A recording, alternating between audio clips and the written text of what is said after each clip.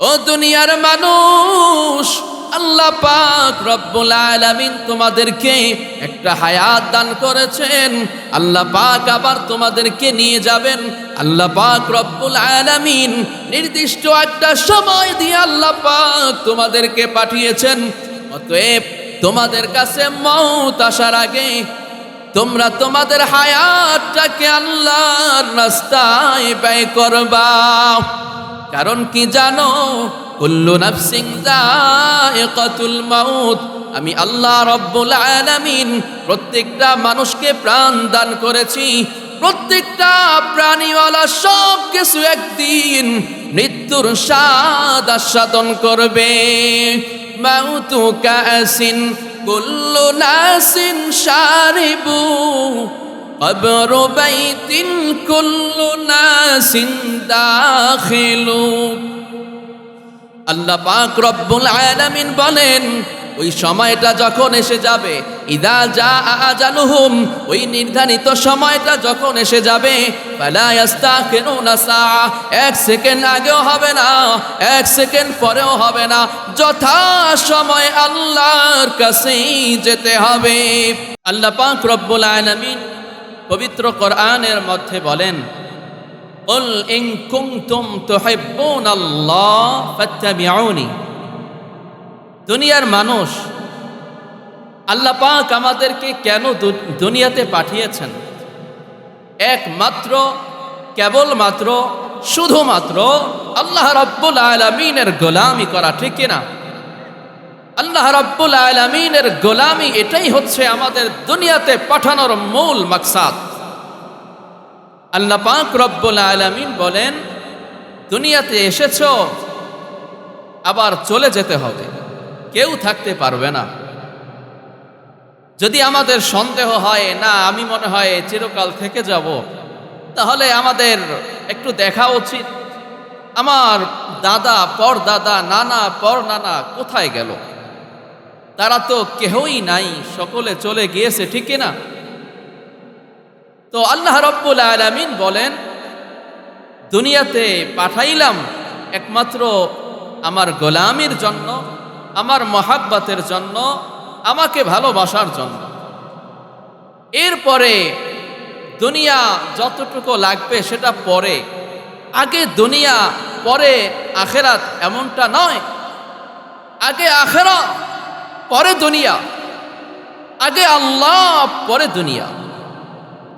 তো আল্লাহ রাব্বুল আলামিন আল্লাহকে ভালোবাসতে তিনি বলেছেন। তো এই আয়াতের মধ্যে বলেন,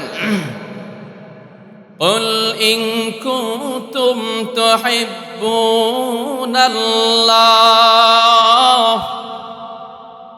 আল্লাহ পাক রব্বুল আলামিন পবিত্র কোরআনুল কারীমে বলতেছেন, ও আমার পয়গম্বর, দুনিয়ার মানুষের জানিয়ে দেন, আমি আল্লাহ তোমাদেরকে দুনিয়াতে পাঠাইলাম একমাত্র আমি আল্লাহর গোলামি করার জন্য, একমাত্র আমি আল্লাহকে ভালোবাসার জন্য। আল্লাহ পাক রব্বুল আলামিন পয়গম্বরকে বলেন, ও আবার পয়গম্বর, দুনিয়ার মানুষদেরকে জানিয়ে দেন, ইন কুনতুম তুহিব্বুনাল্লাহ। ও দুনিয়ার মানুষ, যদি তোমরা আল্লাহকে ভালোবাসতে চাও, ফাত্তাবিউনি, তাহলে আমি নবীর অনুসরণ করো। আল্লাহ পাক বলেন, যদি তোমরা আল্লাহর নবীকে ভালোবাসতে পারো, আল্লাহর নবীর সুন্নাতের অনুসরণ করতে পারো, আমি আল্লাহ কোরআনের মধ্যে ঘোষণা দিলাম, ইউহিব্বুকুমুল্লাহ, আমি আল্লাহ ওই বান্দাদেরকে আমি আল্লাহ ভালোবাসবো। সুবহানাল্লাহ। শুধু তাই নয়, ওয়াগফির লাকুম যুনুবাকুম। আল্লাহ পাক বলেন, রে গোলাম, যদি তোমরা আমার নবীকে ভালোবাসো, আমার নবীর অনুসরণ করো, আমি আল্লাহ তোর জিন্দেগির সব গুনাহ আমি আল্লাহ মাফ করে দিব।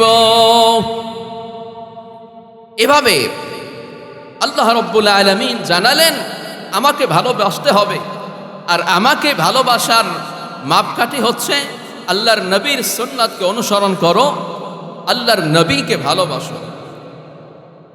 আল্লাহর নবী আলাইহিস সালাতু ওয়াস সালাম হাদিসের মধ্যে বলছেন, মান আহাব্বা সুন্নতি ফাকাদ আহাব্বানি। আল্লাহর পয়গম্বর বললেন, ও দুনিয়ার মানুষ, ও আমার উম্মত, ভালো করে শুনে নাও, আমার যেই সমস্ত উম্মত আমার সুন্নাতকে মহব্বত করবে, ভালোবাসবে, ফাকাদ আহাব্বানি, ওই বান্দারা আমি নবীকে ভালোবাসলো। আল্লাহর পয়গম্বর বলেন, ওয়ামান আহাব্বানি কানা মাই ফিল জান্নাহ। আল্লাহর পয়গম্বর বলেন, দুনিয়ার মানুষ যারা আমি নবীকে ভালোবাসবে তারা সরাসরি জান্নাতে আমার সাথে থাকবে। আরো জোরে বলেন সুবহানাল্লাহ। অতএব দুনিয়ার মানুষ আমাদেরকে সর্বপ্রথম কাকে ভালোবাসতে হবে? আল্লাহকে ভালোবাসতে হবে। আর আল্লাহকে ভালোবাসার মাপকাঠি কি? নবীর ভালোবাসা, নবীর সুন্নাতের ইত্তেবা, নবীর সুন্নাতকে ভালোবাসা। নবীর সুন্নাতকে যদি ভালোবাসি, নবীকে যদি ভালোবাসি, তো আল্লাহকে ভালোবাসা হয়ে যাবে। নবীর সুন্নাতকে যদি ভালোবাসি, তো আল্লাহর নবী ঘোষণা দিলেন, যারা আমার সুন্নাতকে ভালোবাসবে তারা জান্নাতে আমার সাথে থাকবে। আল্লাহর নবী আলাইহিস সালাতু ওয়াস সালামকে সাহাবায়ে কেরাম কি পরিমাণ ভালোবাসতেন। হুদাইবিয়ার সন্ধির সময় মক্কার কাফের মুশরিকদের পক্ষ থেকে একজন প্রতিনিধি আল্লাহর নবীর কাছে আসলেন। এই প্রতিনিধি, তার নাম হচ্ছে উরওয়া ইবনে মাসউদ আস-সাকাফি। কি নাম? সকলে বলেন কি নাম? উরওয়া ইবনে মাসউদ আস-সাকাফি। তিনি মক্কার কুরাইশদের পক্ষ থেকে প্রতিনিধি হয়ে আল্লাহর নবীর কাছে এসেছেন। আল্লাহর নবীর কাছে আসার পর সাহাবায়ে কেরাম আল্লাহর নবীকে কি পরিমাণ ভালোবাসেন, আল্লাহর নবীকে কি পরিমাণ শ্রদ্ধা করেন, এই দৃশ্য দেখে কাফের প্রতিনিধি উরওয়া ইবনে মাসউদ আস-সাকাফি তিনি চলে গেলেন তার বংশের লোকদের কাছে।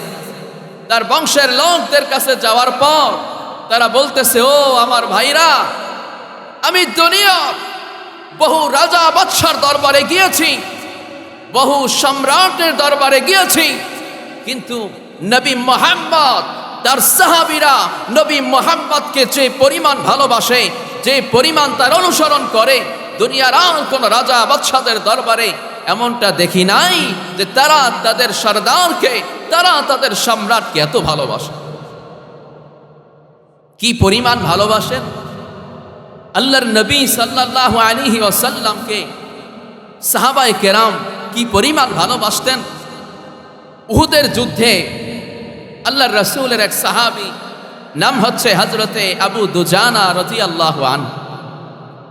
উহুদের যুদ্ধে মুসলমানদের একটা বিপর্যয় ঘটে গেল। মুসলমানরা, তাদের মধ্যে অস্থিরতা দেখা দিল। হঠাৎ করে কাফেরদের আক্রমণে মুসলমানরা বিচলিত হয়ে পড়লেন। এমত অবস্থায় চতুর্দিক থেকে তীরের বৃষ্টি নিক্ষেপ হচ্ছিল মুসলমানদের দিকে।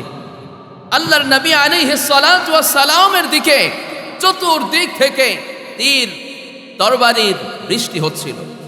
এমত অবস্থায় আল্লাহর নবীর সাহাবী হযরতে আবু দুজানা রাদিয়াল্লাহু তাআলা আনহু আল্লাহর নবীকে কি পরিমাণ ভালোবাসতেন, হযরতে আবু দুজানা রাদিয়াল্লাহু তাআলা আনহু যখন দেখলেন কাফেরদের পক্ষ থেকে তীর আর তরবারির বৃষ্টি হচ্ছে,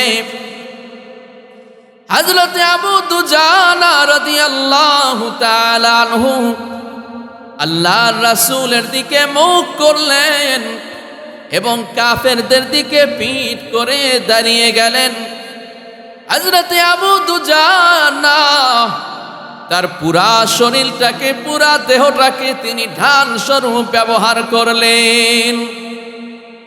হযরতে আবু দুজানা রাদিয়াল্লাহু তাআলা আনহু আল্লাহর রাসূলের দিকে পিঠ করে দাঁড়ালেন না। আল্লাহর রাসূলের শানে বেয়াদবির ভয়ে হযরতে আবু দুজানা রাসূলের দিকে মুখ করে দাঁড়িয়ে গেলেন। যুদ্ধের পর দেখা গেল হযরতে আবু দুজানা রাদিয়াল্লাহু তাআলা আনহু শরীরে ৭০ থেকে ৮০টা তীর আর তরবারির আঘাতের চিহ্ন দেখা যায়।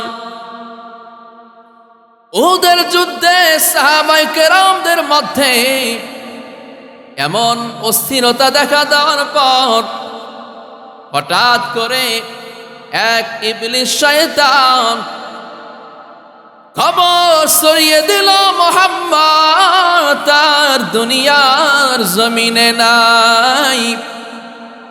এমন খবর সব জায়গায় ছড়িয়ে পড়ার পর মদিনায় যখন খবরটা চলে গেল, মদিনায় খবর যাওয়ার পর মদিনার সাহাবায়ে কেরাম এবং মহিলাদের মধ্যে এমন অস্থিরতা দেখা গেল, সকলে পাগল পারা হয়ে যায়। এক অবস্থায় এক আনসারী মহিলাদের মধ্যে নবীর ভালোবাসা কি পরিমাণ ছিল। এক আনসারী মহিলা নবীর প্রেমে পাগল হওয়ার পর তিনি সব হারিয়ে তিনি চলতেছেন উহুদের ময়দানের দিকে ছুটলেন। ওই মহিলা মদিনার থেকে উহুদ প্রান্তরে দৌড়াচ্ছেন।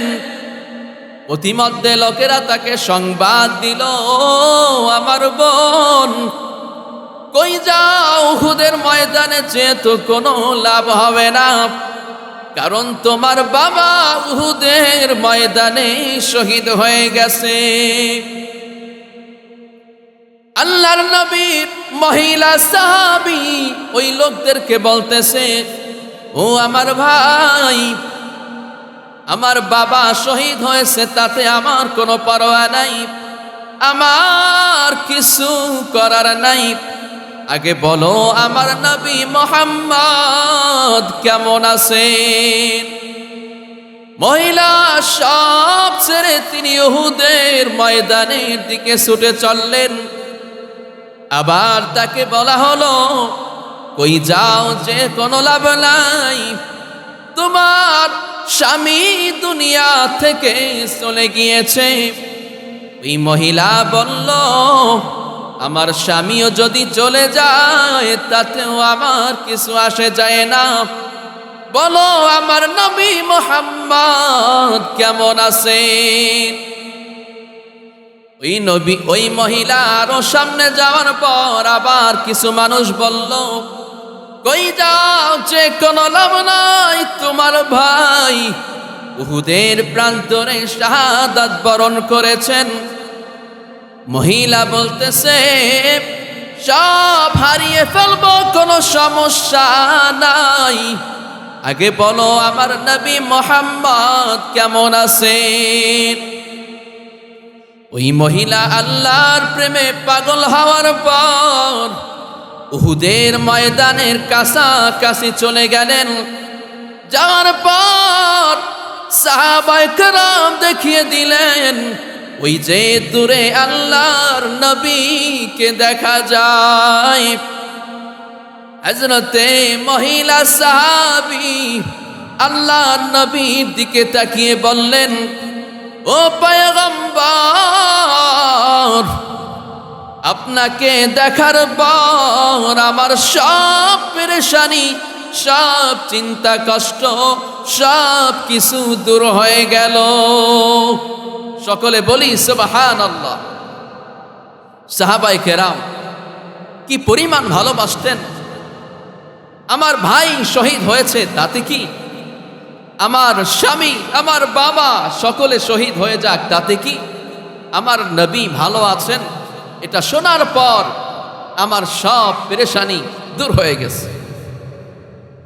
আল্লাহর নবী আলাইহিস সালাতু ওয়াস সালামকে সাহাবায়ে কেরাম যে পরিমাণ ভালোবাসতেন ওই পরিমাণ ভালো আমাদেরকেও বাসতে হবে, ঠিক কিনা? আল্লাহর নবী আলাইহিস সালাতু ওয়াস সালামের এক সাহাবী নাম হচ্ছে হযরতে হুযায়ফা ইবনুল ইয়ামান রাদিয়াল্লাহু আনহু। হযরতে হুযায়ফা ইবনুল ইয়ামান রাদিয়াল্লাহু আনহু তার নেতৃত্বে পারস্য সম্রাটের যে রাজ দরবার, ওই পারস্য দেশে মুসলমানরা আক্রমণ করলেন। পারস্যে আক্রমণ চালানোর পর পারস্য সম্রাট, তার নাম হলো কেসরা। কি নাম? পারস্য সম্রাট মুসলমানদেরকে একটা আলোচনার প্রস্তাব দিয়েছে। মুসলমানদের পক্ষ থেকে সম্রাটের এই আমন্ত্রণে মুসলমানরা হযরতে হুযায়ফা ইবনুল ইয়ামান রাদিয়াল্লাহু আনহুর নেতৃত্বে সাহাবায়ে কেরামদের একটা দল, তারা পারস্য সম্রাটের আমন্ত্রণে সাড়া দিয়ে তার রাজ দরবারে গেলেন। রাজ দরবারে যাওয়ার পর তাদের জন্য শাহী খাবারের আয়োজন করা হলো। সাহাবায়ে কেরাম যখন খেতে বসলেন, যখন রাজ দরবারের শাহী মেহমানদারি দেওয়া হলো, সাহাবায়ে কেরাম খেতে বসলেন। খাওয়ার পর হযরতে হুযায়ফা ইবনুল ইয়ামান রাদিয়াল্লাহু আনহু তার একটু খাবার প্লেট থেকে নিচে পড়ে গেল।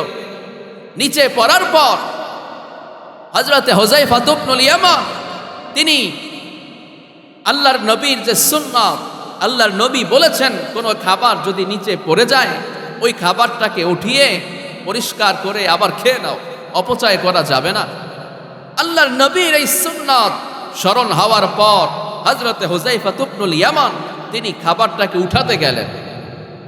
যখন উঠাচ্ছেন এই অবস্থায় পাশের এক সাহাবী একটু ইশারা করলেন। আল্লাহর নবীর সাহাবী হুযায়ফা ইবনুল ইয়ামানকে বললেন, আপনি যদি এখন এই কাজটা করেন তাহলে রাজ দরবারের লোকজন আমাদেরকে ছোট মনে করবে, আজকের জন্য অন্তত এই কাজটা পরিত্যাগ করেন। হযরতে হুযায়ফা ইবনুল ইয়ামান তিনি রাগ হয়ে গেলেন। তিনি ওই রাজ দরবারে গর্জন দিয়ে বললেন, আতরুকু সুন্নাত হাবিবি লিহাউলাইল হুমাকা, আমি কি এই সমস্ত বেকুফদের জন্য বিশ্বনবীর সুন্নাত ছেড়ে দিব? কখনো হতে পারে না। এভাবে যেখানেই সাহাবায়ে কেরাম গিয়েছেন আগে নবীর সুন্নাত আগে রেখেছেন, তারপরে দুনিয়ার পিছনে ছুটেছেন। নবীকে ভালোবাসার কারণে সাহাবায়ে কেরামদেরকে আল্লাহ পাক রব্বুল আলামিন এমন শক্তি দান করছেন, এমন আধ্যাত্মিক শক্তি দান করেছেন। আফ্রিকার জঙ্গলে আফ্রিকা অভিযানে সাহাবায়ে কেরাম গেলেন। আফ্রিকা অভিযানে যাওয়ার পর তখন সাহাবায়ে কেরাম মাশওয়ারা করলেন, আমরা রাত্রি যাপন করব কোথায়? সাহাবায়ে কেরাম মাশওয়ারা করলেন, আজকের রাত্র আমরা কাটাবো এই আফ্রিকার জঙ্গলে। তাহলে আফ্রিকার জঙ্গলে কত হিংস্র জানোয়ার, কত কিছু, তাহলে এর মধ্যে কেমনে থাকবো?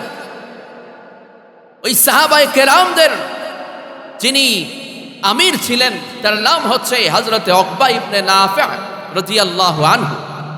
হযরতে উকবা ইবনে নাফি' রাদিয়াল্লাহু আনহু জঙ্গলের কীট পতঙ্গ হিংস্র প্রাণীদের ক্ষেত্রে লক্ষ্য করে তিনি বললেন, আইয়াতুহাল হাশারাত ওয়াস-সিবা। রাসূলের সাহাবী হযরত উকবা ইবনে নাফি' রাদিয়াল্লাহু আনহু জঙ্গলের হিংস্র প্রাণীদেরকে লক্ষ্য করে বললেন, ও জঙ্গলের হিংস্র প্রাণীরা, নাহনু আসহাবু রাসূলিল্লাহি সাল্লাল্লাহু আলাইহি ওয়াসাল্লাম, আমরা আল্লাহর নবীর সাহাবী, অতএব ফারহালু আন্না, আজ রাত্র আমরা এখানেই কাটাবো, তোমরা জঙ্গল ছেড়ে চলে যাও। ঘোষণা দেওয়া মাত্র হঠাৎ করে দেখা যায় ওই হিংস্র প্রাণীরা দলে দলে জঙ্গল থেকে বের হয়ে যাচ্ছে। আল্লাহর নবীর সাহাবী, তারা রাসূলকে ভালোবেসেছেন, এজন্য আল্লাহ তাদেরকে ভালোবেসেছেন, যার কারণে আল্লাহ পাক দুনিয়াতেও তাদেরকে সম্মানিত করেছেন। এভাবে আল্লাহর নবীকে ভালোবাসার জন্য আমরা তৈয়ার আছি তো? আল্লাহ পাক আমাদেরকে তৌফিক দান করেন।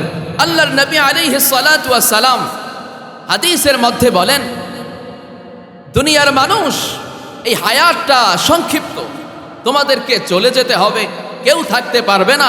সালাতু ওয়াস সালাম বলেন, যেহেতু চলে যেতে হবে, এজন্য আমি তোমাদেরকে 5টা বিষয়ের ওসিয়াত করে যাই, 5টা বিষয়ের নসিহত করে যাই। যদি তোমরা এর উপরে আমল করো, তোমরা এই কালেও ইহজগৎ পরজগৎ সব কালেই তোমরা সফল কাম হবে। তো আল্লাহর নবী আলাইহিস সালাতু ওয়াস সালাম হাদিসের মধ্যে বলছেন, قال النبي صلى الله عليه وسلم اغتنم خمسا قبل خمس।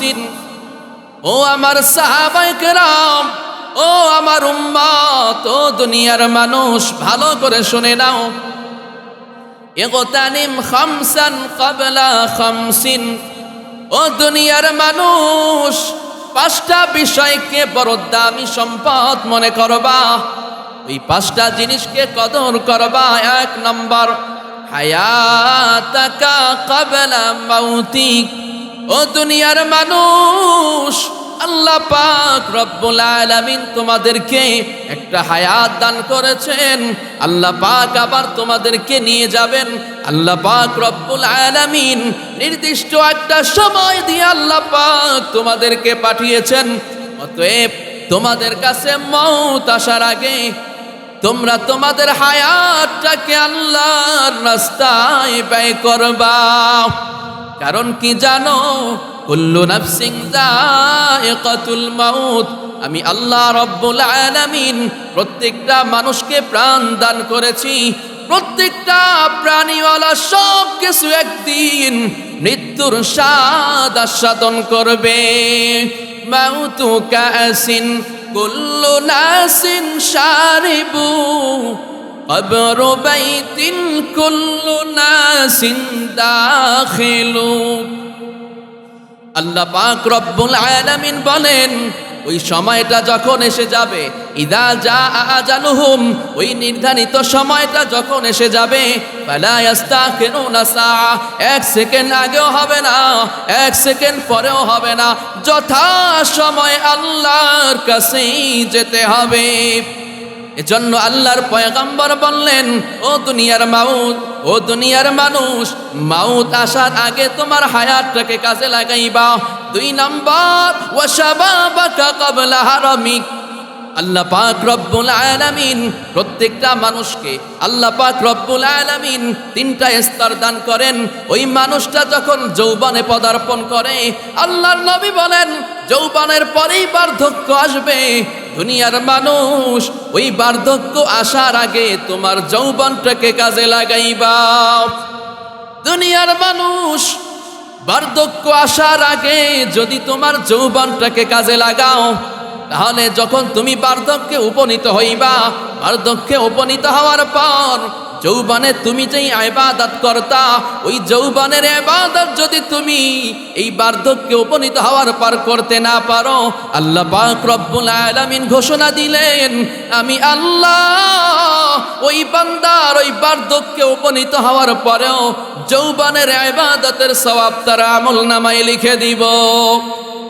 তিন নাম্বার ওয়াসিহাতাকা ক্বাবলা সাকামিক। তিন নাম্বার আল্লাহর পয়গম্বর বলেন পাঁচটা জিনিসকে গনিমত মনে করবা, পাঁচটা জিনিসকে কদর করবা, পাঁচটা জিনিসকে বড় দামি সম্পদ মনে করবা। তিন নাম্বার ওয়াসিহাতাকা ক্বাবলা সাকামিক। আল্লাহর পয়গম্বর বলেন দুনিয়াতে আল্লাহ মানুষদেরকে পাঠাইছেন, আল্লাহ পাক কখনো সুস্থতার নেয়ামত দেন, আল্লাহ পাক কখনো অসুস্থতার নেয়ামত দেন। আল্লাহ পাক রব্বুল আলামিন যেই নেয়ামত দেন ওটা আল্লাহর তরফ থেকে নেয়ামত। তবে আমরা দুর্বল ইমানদার, আল্লাহর কাছে কোন নেয়ামত চাই? বলেন কোন নেয়ামত চাই? আল্লাহ রব্বুল আলামিনের কাছে সুস্থতার নেয়ামত চাই। আল্লাহর পয়গম্বর বলেন দুনিয়ার মানুষ ওই অসুস্থতা আসার আগে, অসুস্থতায় পাড়া দেওয়ার আগে সুস্থ অবস্থায় তুমি কিছু আমল করবা। কারণ হচ্ছে তুমি যখন অসুস্থ হয়ে যাইবা চাইলেও তুমি কিন্তু মসজিদে যেতে পারবা না। দুনিয়ার মানুষ, অনেক মানুষ অসুস্থ, তারপরেও আল্লাহ পাকের ইবাদতে মশগুল থাকে। কিন্তু কিছু মানুষ দেখা যায় সুস্থতার নিয়ামত আল্লাহ তাকে দিয়েছেন, ওই নিয়ামত পাওয়ার পরেও কিন্তু আল্লাহর ডাকে সাড়া দেয় না। চার নাম্বার ওয়া ফারাগাকা ক্বাবলা শুগলিক। আল্লাহ পাক রব্বুল আলামিন প্রত্যেকটা মানুষকে নিয়ামত দিয়েছেন, অবসরতা এটাও নিয়ামত। আল্লাহর নবী বলেন ও দুনিয়ার মানুষ ব্যস্ততা আসার আগে অবসর সময়টাকে তুমি কাজে লাগাইবা। পাঁচ নাম্বার ওয়া গিনাকা ক্বাবলা ফাকরিক। দুনিয়ার মানুষ আল্লাহ পাক রব্বুল আলামিন কিছু মানুষকে সচ্ছলতার নিয়ামত দিয়েছেন, কিছু মানুষকে অসচ্ছলতার নিয়ামত দিয়েছেন। আল্লাহর পয়গম্বর বলেন অসচ্ছলতা আসার আগে তোমার সচ্ছলতার নিয়ামতকে কাজে লাগাইবা। দুনিয়ার মানুষ আদম সন্তান সারা জিন্দেগি ধনী থাকে এমন কোনোদিন হয় না। নদীর এপার ভাঙে ওপার গড়ে, এই তো নদীর খেলা। সকাল বেলার ধনী রে তুই, ফকির সন্ধ্যা বেলা। আজকে আমার টাকা পয়সা আছে, গাড়ি বাড়ি আছে, কিছুই থাকবে না, কোনো গ্যারান্টি নাই। অতএব এই হায়াত থাকা অবস্থায়, সচ্ছলতার নিয়ামত থাকা অবস্থায় আল্লাহর দ্বীনের জন্য মসজিদ মাদ্রাসায় দান করতে হবে, ঠিক কিনা? আমি এই সচ্ছল অবস্থায় যদি দান করি আল্লাহ রাব্বুল আলামিন অসচ্ছল অবস্থায়ও আমাকে তৌফিক দিবেন। যদি অসচ্ছলতা চলে আসে আর যদি সচ্ছল অবস্থায় দান না করে থাকি কশিনকালেও আর তৌফিক হবে না। এজন্য পয়গম্বরের শেষ নাম্বার ওসিয়াত, শেষ নাম্বার নসিহাত হলো তোমরা অসচ্ছলতার নিয়ামত আসার আগে সচ্ছলতার নিয়ামতকে কাজে লাগাইবা।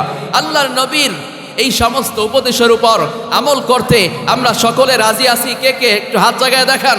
নারায়ে তাকবীর। আল্লাহ পাক রব্বুল আলামিন আমাদের সকলের হাতকে কবুল করেন। আল্লাহ পাক রব্বুল আলামিন এই মাদ্রাসায় আমাদেরকে সবাইকে পরামর্শ দিয়ে এবং আমাদেরকে জান দিয়ে মাল দিয়ে এই মাদ্রাসার পাশে আমাদের সবাইকে থাকার তৌফিক দান করেন। যতটুকু আলোচনা হলো আল্লাহ রাব্বুল আলামিনের উপরে আমাকে আপনাদের সবাইকে আমল করার তৌফিক দান করেন। আমিন। ওয়া আখিরু দাওয়ানা আনিল হামদুলিল্লাহি রাব্বিল আলামিন। আসসালামু আলাইকুম ওয়া রাহমাতুল্লাহ।